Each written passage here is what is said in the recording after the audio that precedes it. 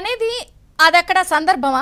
పొత్తుల గురించి జనరల్ గా బహిరంగ వేదికల్లో రాజకీయ ఉపన్యాసాలు ఇచ్చినప్పుడు చేసే దాన్ని అసెంబ్లీ వేదిక పాపం టీవీ శ్రీనివాస్ గారు గంటకింత నిమిషానికి ఇంత లెక్కలు చెప్పారు. విజయ్ చంద్ర గారు మీరు అమాయకత్వంగా మాట్లాడుతున్నారు.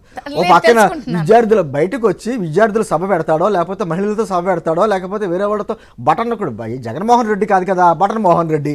ఈ బటన్ మోహన్ రెడ్డి పెట్టే ప్రతి మీటింగ్ లోను అక్కడ సభ ఏంటి, అక్కడ విద్యార్థులు ఉన్నారా, మన ముందు చిన్నపిల్లలు ఉన్నారా, లేకపోతే మహిళలు ఉన్నారా అని ఏనాడైనా స్పృహండి మాట్లాడా? ప్రతి మీటింగ్ లోని పవన్ కళ్యాణ్ గారు వ్యక్తిగత జీవితం మాట్లాడడమో, లేకపోతే వీళ్ళ పొత్తుల గురించి మాట్లాడడమో, సింహం సింగిల్గా అంటమో, లేకపోతే దుష్ట చతుష్టమేమో, ఈ పదాలే తప్ప నేను నొక్కే బటన్ దేనికి నొక్కుతున్నానో, ఎవరికి ఉపయోగం, లేకపోతే ఏంటి నేను ఏం చేయబోతున్నానో, భవిష్యత్తులో ఏంటి అనేది ఏనాడైనా మాట్లాడాడైనా? బయట అంతే, అసెంబ్లీలో అతని సహజతత్వం అది. అసెంబ్లీలో కూడా బూతులు మాట్లాడుతుంటే ముసిముసులు నవ్వుకున్నటువంటి ముఖ్యమంత్రి ఇంకా అంతకంటే అతని గురించి మనం ఆశించగలం. డెఫినెట్ గా కంగ్రాట్స్ మీకు జనసేనకి, ఎందుకని మిత్రపక్షానికి ఫోన్ అయితే తెప్పించగలిగారుగా. ఈ రోజు మరి వెళ్తున్నారు కదా వాళ్ళు ఢిల్లీలో, సో డెఫినెట్ గా కంగ్రాచులేషన్స్. అవన్నీ కనపడుతున్నాయి కదా, దానికి కూడా ఆయనలో ఫ్రస్ట్రేషన్ అసెంబ్లీ వేదికగా పోతాను. ఆయన ముఖ్యమంత్రి హోదాలో మాట్లాడే, అలాగే ముఖ్యమంత్రి హోదాలో మాట్లాడే ఆఖరి సభ ఇది. ఆ విషయం మనందరికంటే కూడా జగన్మోహన్ రెడ్డి బాగా తెలుసు.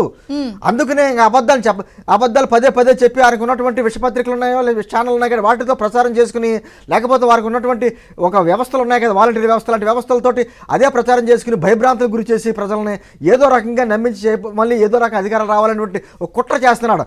కానీ అక్కడ కేంద్రంలో ఉన్నటువంటి బీజేపీ కావచ్చు, ఇక్కడ రాష్ట్రంలో ఉన్నటువంటి ప్రతిపక్ష పార్టీలు కావచ్చు, అన్ని ఏకం కావడానికి ఒక ఫైనల్ ముగ్గురు. నేను గతంలో కూడా చెప్పానండి, భార్యాభర్త వెళ్తున్నారు కదా ఢిల్లీ వెళ్తున్నారు, మీరు ఫలించింది, ఫోన్లు వచ్చేసాయి, టచ్ లోకి వచ్చేసారు, ఆయన ఒప్పేసుకుంటున్నారు, పొత్తుల కోసం ఏకమైపోయారు. రాబోయే రోజులు అన్ని కూడా మంచి రోజులు, రాష్ట్రానికి శుభ పరిణామం జరగబోతుంది. ఏ విధంగా పొత్తులు, సీట్లు, ఓట్లు అన్నది ఇంకా ఇక్కడ ఉన్నటువంటి 2 రాష్ట్ర పార్టీ అధ్యక్షులు మాట్లాడుకుంటారు, అదేవిధంగా కేంద్రంలో ఉన్నటువంటి నాయకత్వం మాట్లాడుకుంటారు. కానీ ఏదైనా కూడా రాష్ట్రం బాగుండాలి, రాజకీయాలు ఎన్ని చేయాలన్నా ముందు రాష్ట్రం బాగుండాలి కదా, రాష్ట్ర ప్రజలు బాగుండాలి కదా. ప్రజలు బాగుండాలనే కదా ఈ రోజున జెండాలు కూడా పక్కన పెట్టి రాష్ట్రం గురించి ప్రతిపక్ష పార్టీలన్నీ కదా ఎందుకు చేతులు కలిపాయి? ఈ రాష్ట్రాన్ని కాపాడుకోవాలి, లేకపోతే మళ్ళీ 3 దశాబ్దాలు 4 దశాబ్దాలు వెనక్కి వెళ్ళిపోతే అధికారంలోకి ఎవరు వచ్చినా మనం మళ్ళీ సాగించలేమండి. అంటే ఒకటి విజయచంద్ర గారు, పాలనలోని లేకపోతే వైద్యంలోని ఒక ప్రాథమిక సూత్రం ఉంటుంది, నువ్వు బాగు చేయకపోయినా పర్వాలేదు కానీ నష్టం చేయకూడదు అన్నది. కానీ ఈ ప్రభుత్వం వచ్చిన తర్వాత అన్ని నష్టాలే.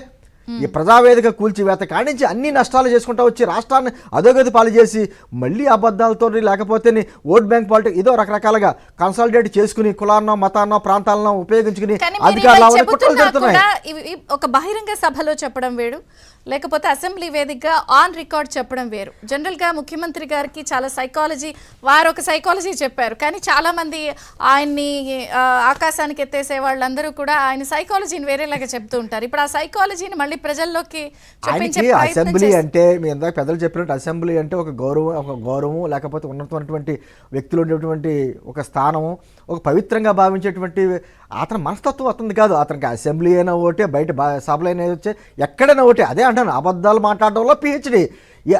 ఆయన చూపించే అంకెలు పక్కన రాష్ట్రంలో ఉన్నటువంటి ఈ అప్పుల విషయంలో బహిరంగంగా లెటర్లు వచ్చి దాదాపు 12 లక్షల కోట్లు వచ్చినాయి అంటే అక్కడ కూడా ఏమంటాడు ఆయన, కాగ్ రిపోర్ట్లు ఇంత ఉంది అంత ఉంది, మీరు ఏ రిపోర్ట్లు ఇస్తే ఆ లెక్కలు అలా తీసుకుంటారు. అక్కడ ఆ విషయం కనీసం ఇంగిత జ్ఞానం కూడా ఉండదు.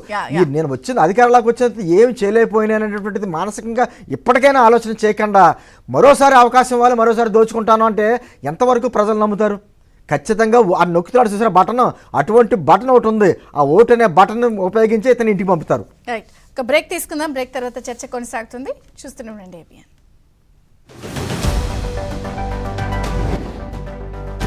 ఆశ్చర్యంగా చూస్తున్నారు. అలాగే విశాఖ, హైదరాబాద్ లాంటి ఒక రాజధాని ఉండాలి, పవర్ హౌస్ ఉండాలి, అది విశాఖ అని అంటున్నారు.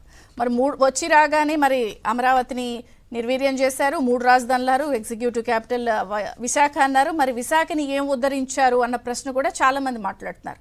అక్కడ ఉన్న కంపెనీలను తరిమేశారు, కొత్తగా పెట్టుబడులు రాలేదు. మరి విశాఖ ఎలా పవర్ హౌస్గా అవుతుంది, మరి విశాఖని ఆయన ఏం చేశారు అన్నది కూడా ఇక్కడ ప్రశ్నార్థకంగా ఉంది. ఇవే కాకుండా అసలు పారదర్శకతకి బ్రాండ్ అంబాసిడర్స్ ఆంధ్రప్రదేశ్ ప్రభుత్వం నిన్న చెప్పారు. మరి పారదర్శకత అంటే మరి ఏ జీవోలు మరి ఓపెన్గా పెడుతున్నారు, లేకపోతే ఎటువంటి జీవోల్ని పెడుతున్నారు, ఎందుకు హైడ్ చేస్తున్నారు అన్నది ఎవరికి అర్థం కాలేదు. చాలా జీవోలు ఇప్పటికీ కూడా హైడ్ అయి ఉంటాయి, అవి ఎక్కడా కూడా డిస్ప్లే చేయు.